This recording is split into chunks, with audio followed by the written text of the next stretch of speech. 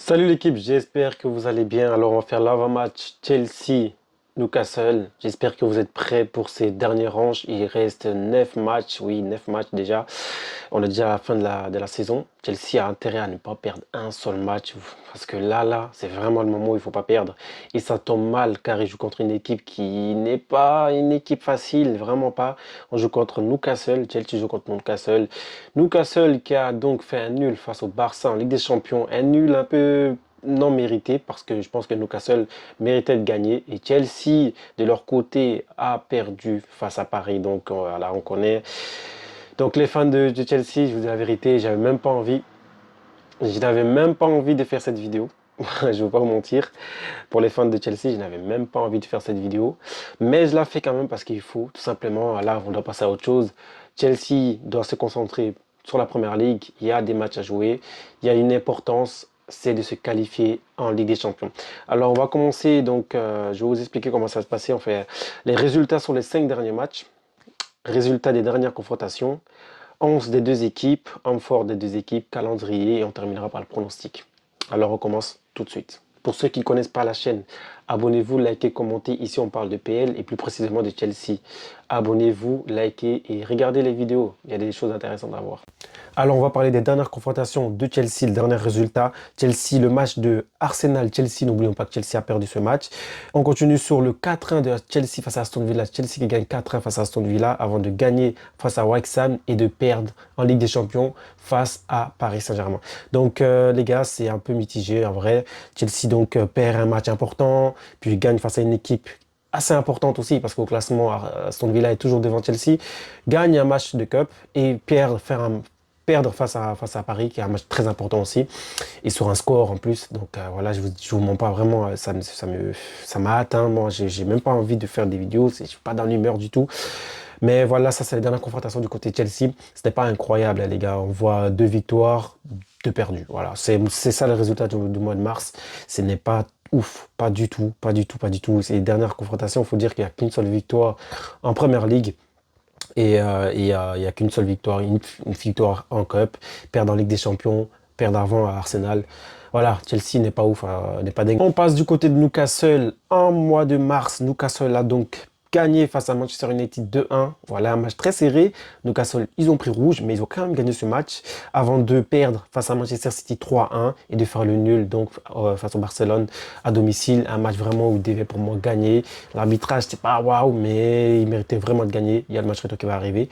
Voilà, eux, ils n'ont pas pris un score, hein, donc ils ont encore le temps pour se qualifier, même si c'est quand même le Barça. Et chez le Barça, c'est dur de battre le Barça chez eux. Mais voilà, Newcastle peut gagner, voilà, tout simplement, peut regarder une perspective de Ligue des Champions, d'une continuité en Ligue des Champions. C'est, pour moi, c'est pas du tout le cas de Chelsea, hein, voilà, je suis pessimiste, je suis pas pessimiste, je suis réaliste. Chelsea va pas se qualifier, voilà. Alors, on passe au face-à-face des deux équipes. Alors, on a donc sur les 5 derniers matchs, on a 2 victoires de Chelsea, 2 victoires du côté de Newcastle et un match nul. La dernière confrontation est un match nul. Il faut savoir que les 3 dernières confrontations entre Chelsea et Newcastle, c'est Newcastle qui a gagné 2 victoires et un nul. Oui, une dernière, un nul, tout simplement parce que Chelsea était obligé de gagner et Chelsea a arraché, a réussi à faire un nul. Mais cette équipe n'est pas très concentrée, ce qui fait que bah, même ils marquent un but, ils sont égalisés, etc. Donc, des erreurs défensives aussi, on se rappelle, il y a beaucoup de matchs. On va voir si ça va être réglé sur ce match parce que c'est un match très important. Alors, comme je disais, Newcastle est une équipe très compliquée à battre, vraiment très compliquée, surtout quand ils sont à domicile. Alors oui, là, ils ont la Ligue des Champions, ce qui fait que c'est assez compliqué pour eux en Première Ligue. Les classements, ils sont très bas, ils sont, je pense, 12e en ce moment. Et Chelsea qui est 5e, qui a intérêt à gagner, car oui, Chelsea au classement a des équipes qui le suivent de très près. Et si Chelsea gagne, Chelsea pourra peut-être même toucher le 3e au classement. Donc Chelsea a intérêt à gagner. Alors pour la composition de ces deux équipes ont joué en Ligue des Champions, donc ils vont faire tourner tout simplement. Et je pense qu'il y a beaucoup de choses qui vont changer. Je pense que Wolzemade, Gordon et Murphy devraient être titulaires. Et du côté du milieu, ça devrait un peu changer aussi. Je pense Ramsey qui a par exemple joué le match face au Barça. Je pense qu'il va sûrement pas jouer. Guimarães aussi qui était absent. Je pense face au Barça. Tonali qui était présent. Donc oui, on doit avoir des remplacements du côté du Barça, du côté de Newcastle, pardon. On doit avoir du côté de Newcastle des remplaçants. Et du côté de Chelsea aussi, il doit avoir des remplacements. Je pense que Badiachil devrait jouer. Au milieu aussi, on doit avoir un peu de remaniement avec Santos qui devrait être titulaire ou même Davia parce qu'il faut garder les joueurs frais pour le match retour contre Paris. Et la même chose du côté de Newcastle aussi, il faut garder les joueurs frais pour le match retour face au Barça qui sera déjà la semaine prochaine. Donc on aura aussi des changements de ce côté-là. On aura sûrement Garnacho qui sera titulaire, je pense, du côté de Chelsea. Et peut-être même en attaque, on pourra peut-être voir un Delap ou un Marguerite, pourquoi pas, même si c'est pas du tout ce que je veux. Alors oui, en défense, je pense qu'on doit avoir un Badiachil ou un Hato aussi en défense. Et du côté des gardiens, on doit avoir peut-être Sanchez qui va faire son retour au goal, qui était vraiment une bêtise de la part comment on appelle, de Rosseignor de ne pas le mettre face à Paris. Parce que voilà, tout simplement, on a mis un Jordan 5 qui est censé mieux jouer au foot au pied, mais les gardiens sont des gardiens. Ils n'ont pas de réflexe d'un joueur de foot, une réactivité positive, une réactivité rapide au pied comme un joueur de foot qui a toujours joué au foot avec son pied. Donc c'est normal. Donc pourquoi il a été lent? En fait, tout simplement parce que c'est un gardien. Même s'il joue bien, même si tu es Neuer, il faut savoir que même si tu es Neuer, il n'a pas une vivacité au pied qu'un joueur de football, d'un joueur de football de champ. Ça veut dire un joueur de champ, pas un gardien. Et il n'y aura jamais, aucun gardien n'aura ça, sauf s'il a commencé en étant joueur de foot, de champ avant de devenir gardien. Là, il aura toujours cette technique, cette rapidité au pied. Mais ce n'est pas la même chose quand tu as un gardien et que tu apprends à devenir un joueur de foot de champ, savoir faire des passes, voilà, être vif. Donc c'est ce qui est à côté à Chelsea, tout simplement. Et du côté de Newcastle, Newcastle nous a fait un très bon match face au Barça. Et franchement, j'ai envie de voir ce qu'ils vont nous montrer face à Chelsea parce que on voit par exemple au classement, voilà. On va donc parler du classement tout simplement. Au classement, donc Newcastle est 12e, si je ne me trompe pas, et Chelsea est 5e. Newcastle doit vite remonter en classement. Mais c'est difficile pour les équipes qui ne sont pas habituées à jouer à la Ligue des Champions chaque saison. Et quand ils rentrent dedans en Ligue des Champions, ils se qualifient et ils ont envie de faire voilà, tout simplement un bon chemin en Ligue des Champions. Et du coup, ça devient difficile pour eux. Le championnat devient difficile pour eux, surtout en Première Ligue qui a beaucoup d'énergie. Il faut mettre beaucoup d'énergie. Donc, il faut vraiment avoir une équipe solide pour pouvoir assumer les deux. Et donc, ça explique pourquoi Newcastle est donc 12e en ce moment en Première Ligue. Ils vont sûrement monter, mais jusqu'à où, il faut voir. Alors, on est en 30e journée là. On est dans la 31e journée. Donc, il restera 8 journées après la 30e. Donc c'est maintenant. Donc c'est maintenant que les équipes doivent vraiment commencer à se réveiller, à vraiment jouer au foot et à vraiment essayer de se qualifier pour la saison prochaine. Encore une fois, Newcastle, ça va être difficile, mais Chelsea, ils doivent le faire, ils sont obligés de le faire. Et moi, je veux rien savoir en fait. Voilà, on nous a vendu au Seigneur comme meilleur que Maresca. Pour moi, Maresca, voilà, c'est pas, je tiens pas du tout à cœur. Mais Chelsea pense avoir un entraîneur mieux parce qu'il parle bien, parce qu'il met les joueurs à leur poste.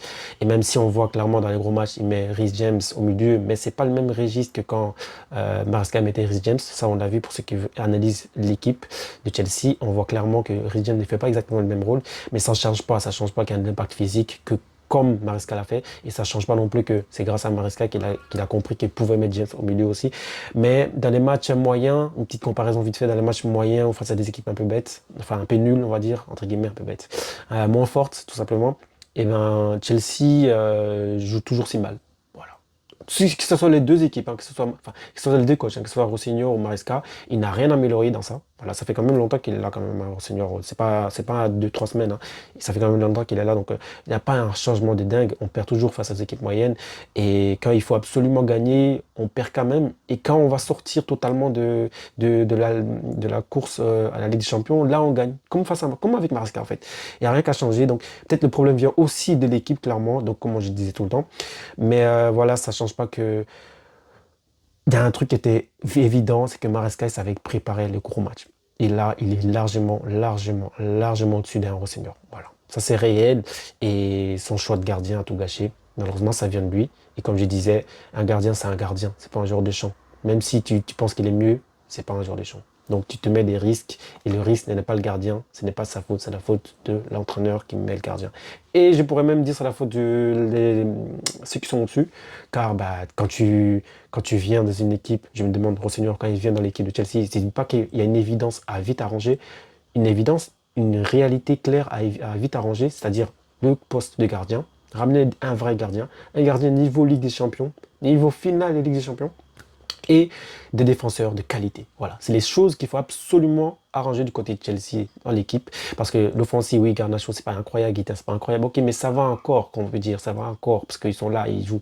Mais là où on n'a pas du tout des joueurs qui sont pas du tout au niveau, c'est ces deux postes-là, donc en défense centrale et au goal. Donc tant que ce ne sera pas géré, Chelsea ne pourra jamais, jamais aller dans une finale de Ligue des Champions. On va pas se mentir, tant que c'est toujours les mêmes joueurs qui sont censés être remplacés par qui sont censés être les remplaçants des joueurs titulaires, ça va pas marcher, les gars. Ça, c'est sûr et certain. Tu peux pas aller prendre une Ligue des Champions et assurer une Première Ligue avec ces genres de joueurs. La Conférence League est très faible et donc c'est compréhensible. Et la Coupe du Monde des clubs, c'était un coup de poker parce que c'est un match face à Paris. Et comme je disais, Maresca, il sait gérer ça. Un match, il peut gagner contre n'importe qui, très sérieusement. Et même cette équipe peut gagner contre n'importe qui. Mais voilà, des erreurs qui nous ramènent à maintenant à espérer au lieu de se dire que c'était possible clairement. Là, c'est plus croiser le doigt, les gars. C'est ça maintenant. En tout cas, voilà les gars pour l'avant-match de ce match Newcastle-Chelsea. Chelsea a intérêt à gagner parce que Chelsea est vraiment poursuivi de très près. Au classement, on le voit ici. 2 points ou 3 points qui séparent du poursuivant. Et 3 points d'être troisième aussi. Et Chelsea a un meilleur goal average que Manchester United et Aston Villa qui sont devant eux, qui sont devant Chelsea. Ils ont marqué plus de buts. Mais Chelsea a perdu au match aller face à Aston Villa. Chelsea a perdu aussi face à Manchester United, si je ne me trompe pas. Voilà, on verra comment ça va se terminer, mais Chelsea doit gagner absolument tous ses matchs et espérer que les deux, United et Aston Villa, perdent. Il faut savoir que United ne joue pas l'Europe, United ne joue aucune compétition européenne, donc ils vont sûrement tout faire pour se qualifier. Aston Villa sont vraiment pas top en ce moment, ils perdent beaucoup. Mais on verra comment ça va se passer. En tout cas, Chelsea, Newcastle, c'est ce week-end. Soyez à l'heure. Ciao. Abonnez-vous, likez, commentez et ciao.